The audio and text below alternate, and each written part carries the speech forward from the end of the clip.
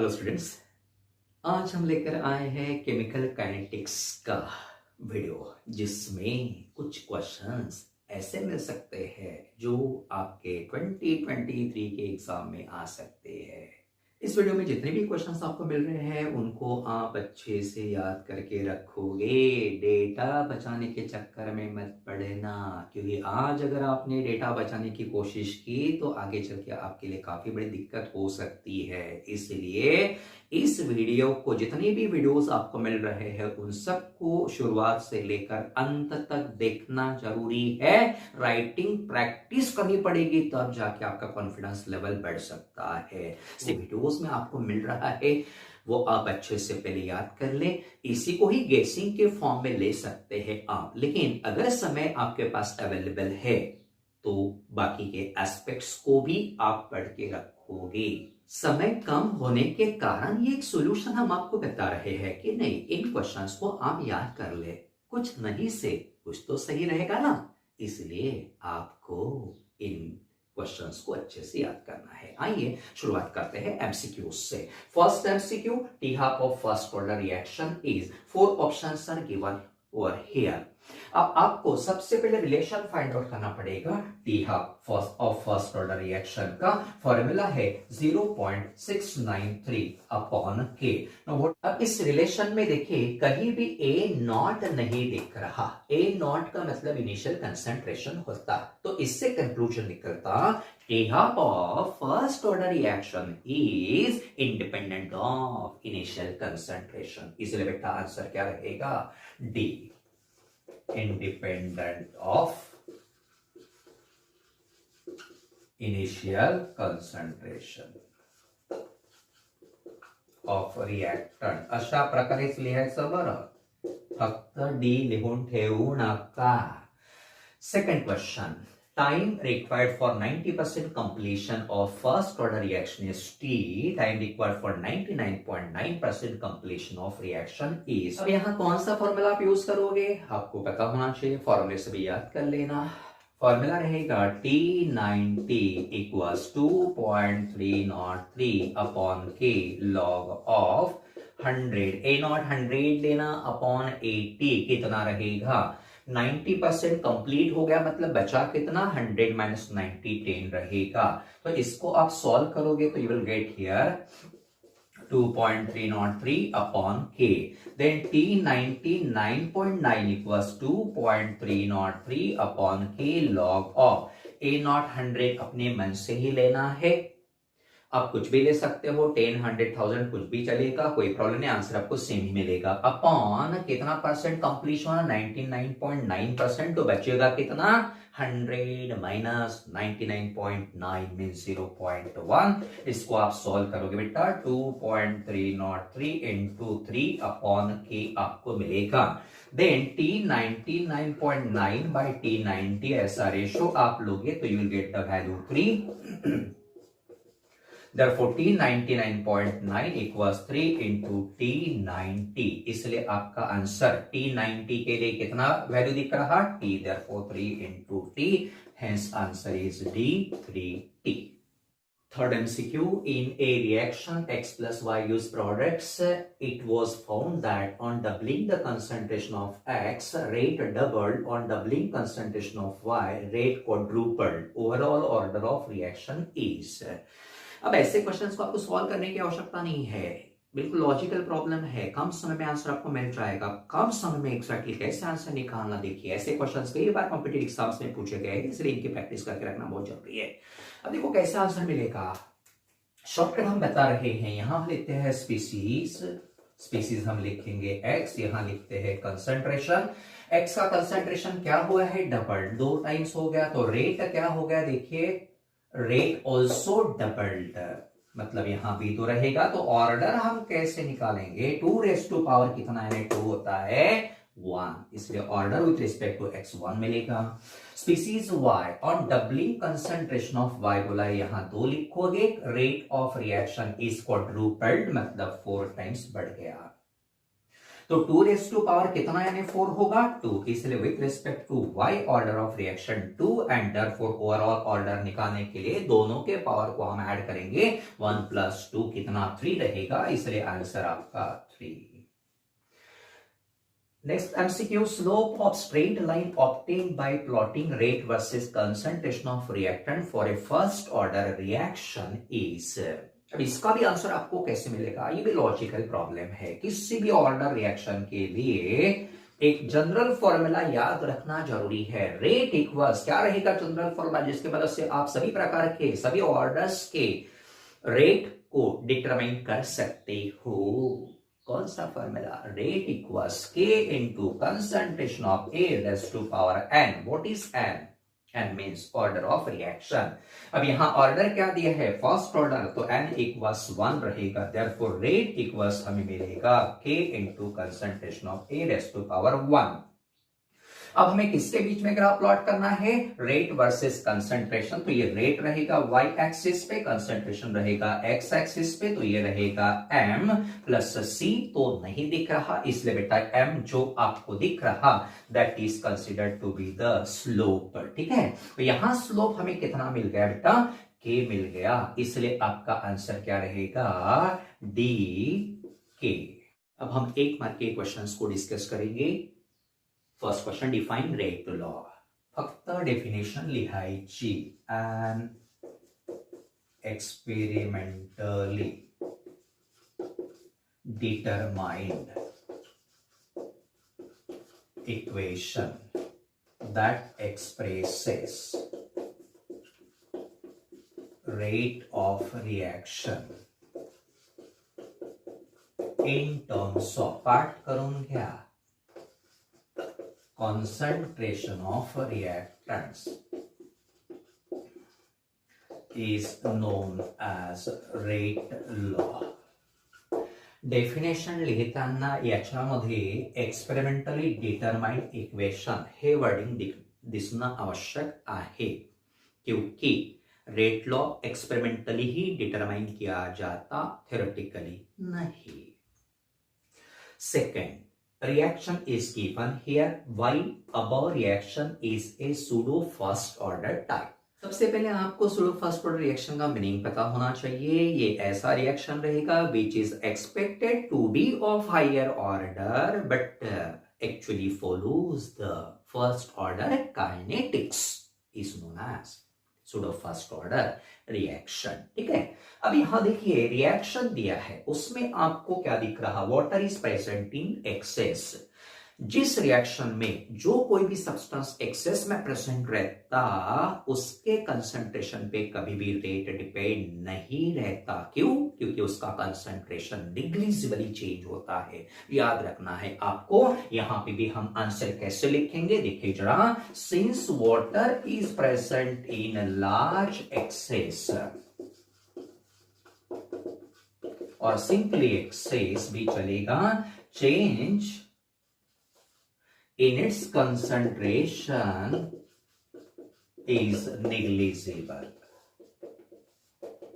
अब concentration निग्लिजिबली change हो रहा है, इसलिए उसके कंसंट्रेशन पे रेट डिपेंड नहीं रहेगा। तो रेट किसके कंसंट्रेशन पे डिपेंड रहेगा, only of cane sugar, hence rate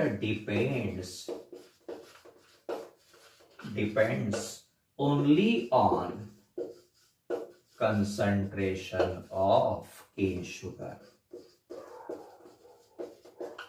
बस इस प्रकार से 2 पॉइंट लिखना है आपको, आधा मार्क इस पे आधा इस पे। Third question, which equation explains effect of temperature on rate of reaction. फक्त नाव लिहायचं, इथे काही जास्त एक्सप्लेन करण्याची आवश्यकता नहीं। याद करो बेटा, कौन सा इक्वेशन ऐसा है जो इफेक्ट ऑफ टेम्परेचर को एक्सप्लेन करता हूं rate of reaction. Try to recall, question पढ़ते ही आंसर रिकॉल करने की कोशिश करना, इससे आपकी प्रैक्टिस भी हो जाएगी। आंसर अर्हेनियस इक्वेशन, एवढंच लिहायचं। नेक्स्ट बेटा, what is activation energy of reaction. Definition लिखना है, minimum energy required by reactant molecules to participate in chemical reaction is known as activation energy। 2 mark का पहला क्वेश्चन है, for a reaction to A reacts with B use products find rate law from the following data is given here. अब ऐसे questions को हम solve कैसे करेंगे, तो हमें रेट लॉ पता करना है, इसलिए let the rate law be. Rate equals क्या रहेगा, K into concentration of A raise to power X concentration of B raise to power Y। यहां हमें x और y की वैल्यूज को निकालना है। अब कैसे निकालेंगे, तो ये जो डेटा दिया है उसमें आपको कंसंट्रेशन A के 3 दिख रहे हैं, B के 3 कंसंट्रेशन, रेट्स भी 3 दिए हैं, इसलिए हम यहां लिखेंगे रेट 1, रेट 2, रेट 3। ऐसे 3 एक्सप्रेशंस हम यहां लिखेंगे।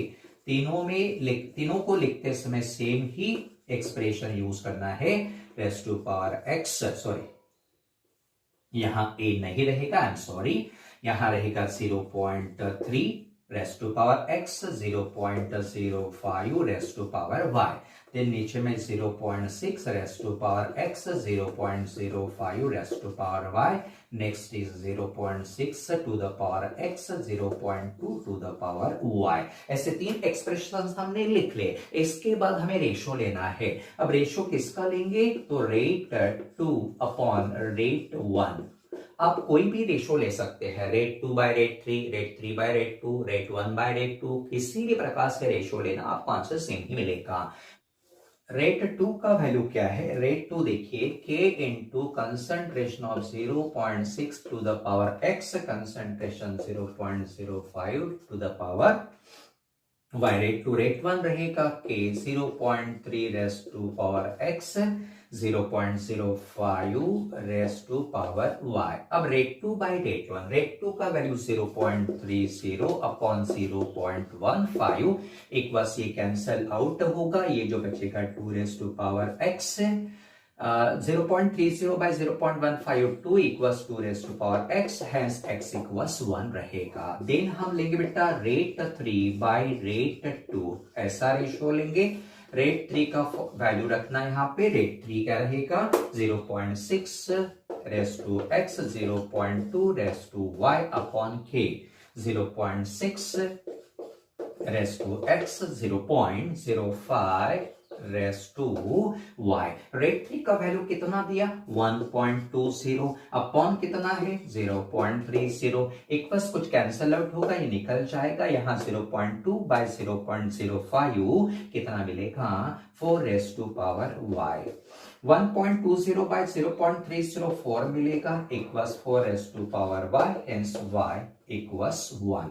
Therefore rate law is,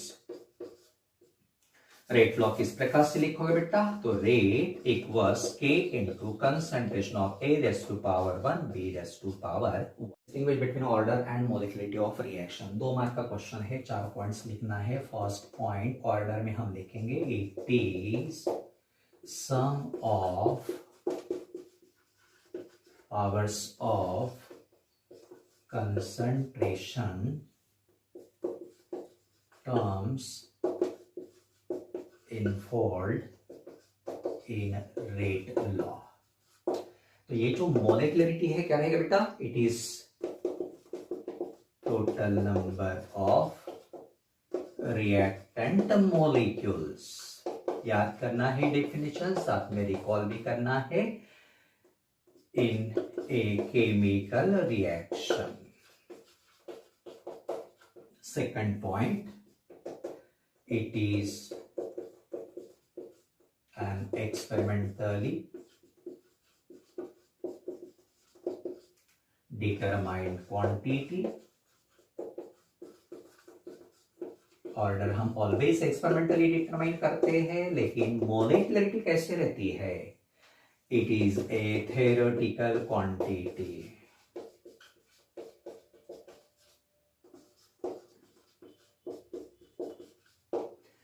third point, order का वैल्यू क्या हो सकता है? इट मे बी 0, इंटीजर और फ्रैक्शन, और फ्रैक्शन कुछ भी रह सकता, लेकिन मॉलिक्युलरिटी में सिर्फ इंटीजर ही रहेगा. It is always an integer.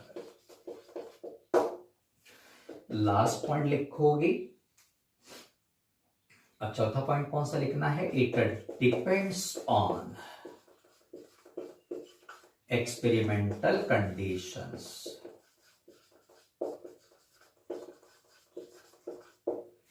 लेकिन मॉलिक्युलरिटी कभी एक्सपेरिमेंटल कंडीशन पे डिपेंड नहीं रहती. It does not depend on experimental conditions. Derive relationship between half-life and rate constant for a first order reaction. सबसे पहले लिखोगे for a first order reaction. What is the expression for rate constant? 2.303 upon t log of a naught by a t to the base 10. आधा mark रहेगा. बाद में condition लिखना बेटा. When t equals t half, a t equals कितना रहेगा? Initial का half. Initial कितना है? a not divided by 2. इस पे आधा मार्क रहेगा. देन k इक्वल्स 2.303, t के जगह पे t हाफ लिखोगे. लॉग ऑफ a नॉट वैसे के वैसा ही divided by a naught by 2. आधा मार्क इस पे रहेगा. So 2.303 upon t half log of a naught cancel out, 1/1/2 to the base 10 ही रहना है.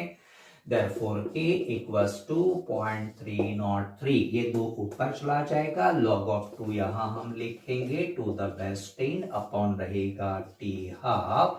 Hence 2.303 0.3010 log of 2 का वैल्यू है divided by T half. And therefore इसको आप सिंप्लीफाई करोगे. डायरेक्टली याद ही कर लेना, सॉल्व करते बैठने की आवश्यकता नहीं है. तो आपको कितना मिलेगा? 0.693 by T half. This is the relation between rate constant and half life period of a first order reaction. आधा मार्क इस पे रहेगा. Number 8, explain zero order reaction with the help of example. यहां सबसे पहले आप डेफिनेशन लिखोगे zero order reaction का. ए reaction in which rate is independent of concentration of reactants is known as zero order reaction. इस पे एक मार्क रहेगा. यहाँ independent of concentration of reactant ये लिखना जरूरी है. एक मार्क मिलेगा. एग्जाम्पल आपको लिखना है बेटा 2NH3. इसका डीकंपोजिशन हम कैरी आउट करेंगे on platinum surface so that N2 + 3H2 मिलेगा. अब यहाँ जो रेट लॉ पता चला है, rate equals k into concentration of NH3⁻⁴. इस प्रकार से आप लिखोगे. बाद में लिखना rate is independent of concentration of ammonia. Hence, this is a zero order reaction. Next question, write Arrhenius equation and explain the terms involved in it. Arrhenius equation ऐसा equation है which explains effect of temperature on rate of reaction. याला पाठ करून ठेवायचं. Arrhenius equation कशा प्रकारे लिहितात? K equals A into e raised to power minus E A by R T, इस पे 1 मार्क रहेगा। फिर सिग्निफिकेंस लिखना, what is meant by K, rate constant, A रहेगा प्री एक्सपोनेंशियल फैक्टर,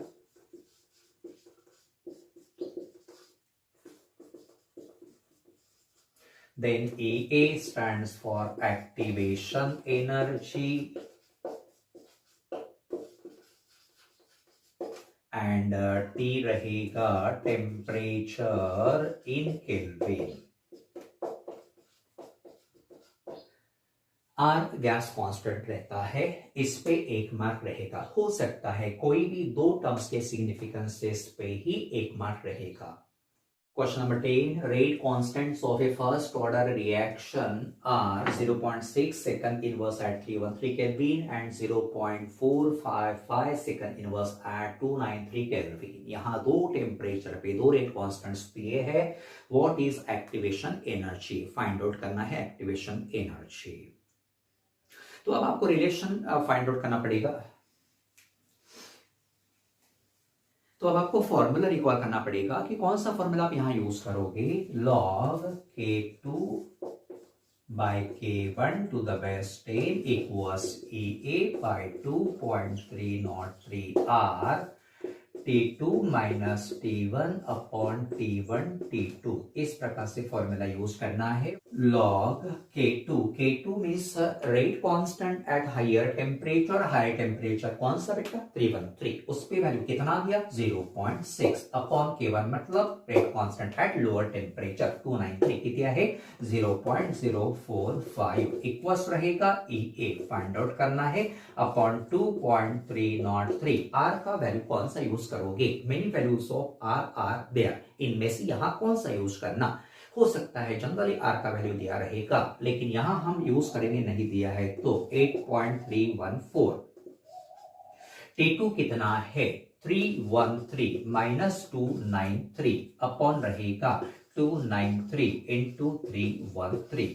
इसको आप सॉल्व करोगे बेटा EA का वैल्यू मिलेगा, you will get the answer here 9.881 into 10 to the power 4। Unit क्या रहेगा जूल पर मोल, लेकिन बाद में इसको किलो जूल में कन्वर्ट करना, so that 9.881 into 10 to the power 1 kilo joule per mole. इस प्रकार से आपको आंसर किलो जूल में लिखना है। हाफ मार्क यहां रहेगा, हाफ मार्क वैल्यू पुटअप रहेगा, हाफ मार्क ये वाला आंसर रहेगा and half mark unit. Question number 11। Rate constant of a reaction at 500 degrees Celsius is 1.6 into 10 to the power 3 molar inverse second inverse. What is frequency factor of reaction if its activation energy is 56? अब यहां क्या दिया है temperature दिया, then rate constant दिया, activation energy is given. क्या find out करना है फ्रीक्वेंसी फैक्टर मींस ए का वैल्यू फाइंड आउट करना है। फॉर्मूला कौन सा यूज करोगे log of K equals log of A minus EA upon 2.303 RT। इस पे आधा मार्क रहेगा, बेस 10 यहां रहता है।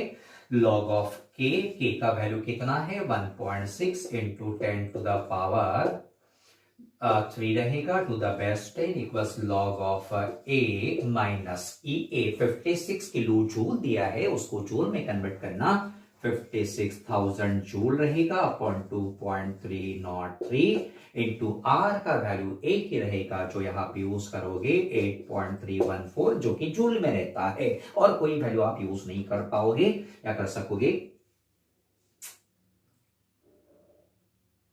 और कोई वैल्यू यहां यूज मत करना, ओनली 8.314 क्योंकि एक्टिवेशन एनर्जी इसकी वन इन जूल। ठीक है, उसके बाद बेटा टेम्परेचर कितना है 500 डिग्री सेल्सियस। सेल्सियस में यूज नहीं कर सकते, केल्विन में करना। डिग्री सेल्सियस को केल्विन में करते समय कितना ऐड करना पड़ता है 273, इसलिए यहां मिलेगा 773।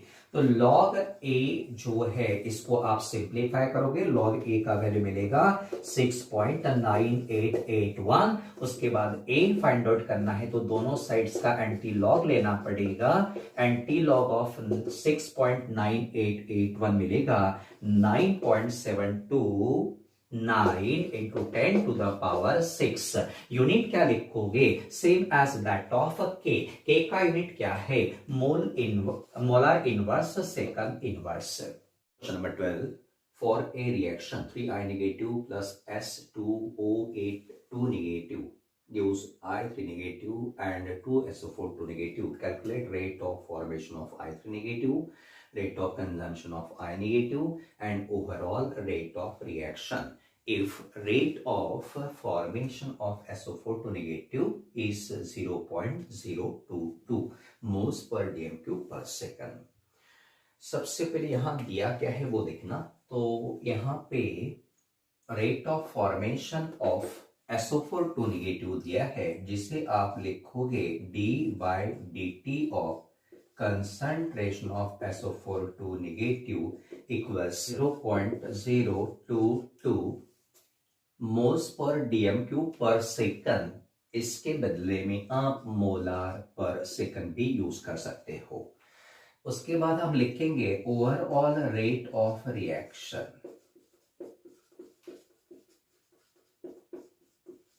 इसका फॉर्मूला लिखेंगे। कैसे लिखना? तो सबसे पहला रिएक्टेंट आई नेगेटिव है, उसका स्टोइचियोमेट्रिक कोएफिशिएंट 3 है। यहां अगर 3 दिख रहा तो यहां 1/3 रहेगा। रिएक्टेंट होने के कारण माइनस रहेगा। d/dt of concentration of I negative equals second reactant S2O8 2 negative, इसलिए माइनस d/dt। रिएक्टेंट्स को आप जब यूज करोगे तो माइनस लिखना। क्यों? क्योंकि रिएक्टेंट का कंसंट्रेशन रिएक्शन में कम होता समय के साथ, इसलिए यहां रहेगा S2O8 2 negative is equal to, ये प्रोडक्ट है प्लस रहेगा d/dt of I3 negative equals, ये भी प्लस रहेगा।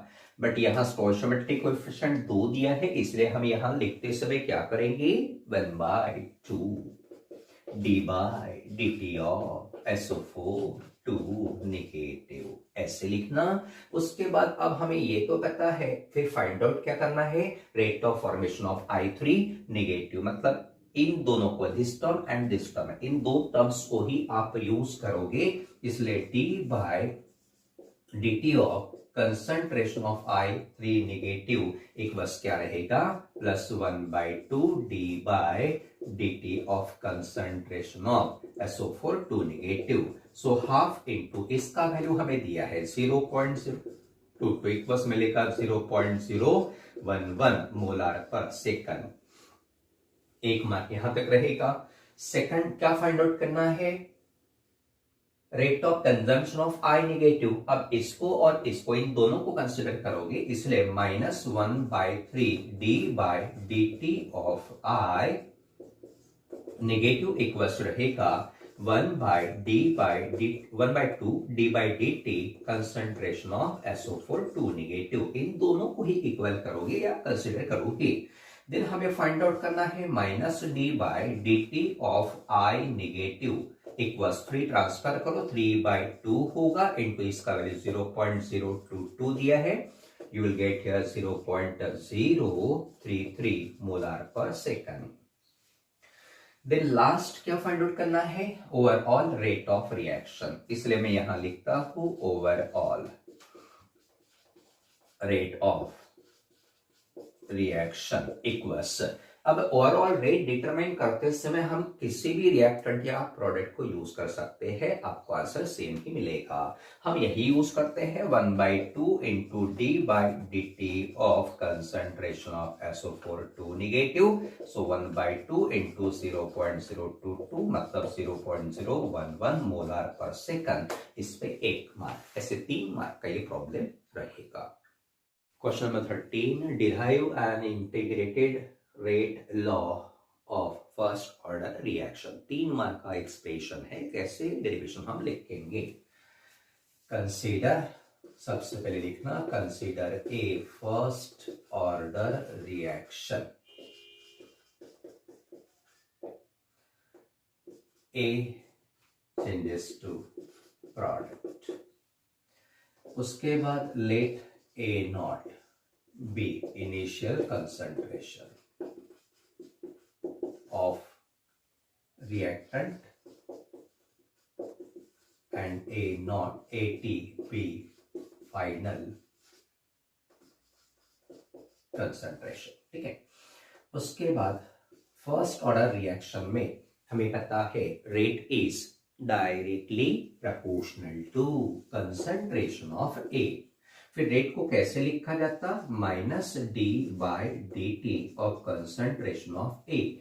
माइनस क्यों यूज किया बेटा, क्योंकि ए रिएक्टेंट है और रिएक्शन में रिएक्टेंट का कंसंट्रेशन समय के साथ कम होता है। इक्वल्स क्या रहेगा, के इंटू कंसंट्रेशन ऑफ ए। इसको रीअरेंज करेंगे, ए को इधर लेके जाना, डी टी इधर जाएगा, इसलिए D A by A equals रहेगा minus K into D T. इसका इंटीग्रेशन हम करेंगे, D of concentration A upon concentration of A equals रहेगा integration of minus K D T. अब इंटीग्रेशन क्यों लिया, तो इसे आप कहोगे differential rate law. Differential rate law से इंटीग्रेटेड रेट इक्वेशन ऑब्टेन करते समय इसका इंटीग्रेशन लेना पड़ता है। Limit changing from initial value A not at t equals 0 to final value at at t equals t। Integration लेते समय कांस्टेंट ऑलवेज इंटीग्रेशन के बाहर लिखना पड़ता है, यहां 0 to t हम लिखेंगे। अब integration of D A by A क्या होता है, log of A, limit changing from A naught to A T, यहां बेस ई रहेगा equals minus K. Integration of D T T रहेगा, limit changing from 0 to T. पहले upper limit रखोगे इसलिए log of A की जगह A T रहेगा, minus log of lower limit A naught रहेगा, minus K upper limit T minus 0। Log A minus log B होता है log A by B, therefore A T by A naught equals minus K into T रहेगा। Minus को plus करना है इसलिए के T equals L N, यहां रहेगा A not upon A T, इसका भी इनवर्स लेना पड़ेगा। Then K equals 1 by T, T को ट्रांसफर किया, L N A not upon A T रहेगा। अब यहां बेस ई है, लेकिन लॉग टेबल में कैलकुलेशन करते समय हम बेस 10 वाली वैल्यूज को यूज करते हैं, इसलिए बेस ई को बेस 10 में कन्वर्ट करना जरूरी है। And what is the conversion factor, 2.303 upon t log of A not upon A T to the base 10। ये रहेगा integrated rate law of first order reaction. पूरा का पूरा डेरिवेशन आपको लिखना पड़ेगा, 3 मार्क मिल जाएंगे।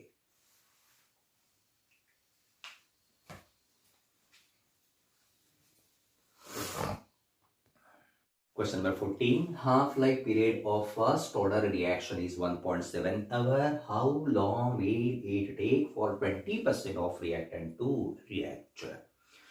अब यहाँ सबसे पहले हमें देखना पड़ेगा क्या दिया है, हाफ लाइफ दिया है। हाफ लाइफ दिया है तो जनरली हम के फाइंड आउट करेंगे। ए का फॉर्मूला क्या रहेगा, तो आपको रिकॉल करना पड़ेगा 0.693 upon T half equals 0.693 upon T half is 1.7।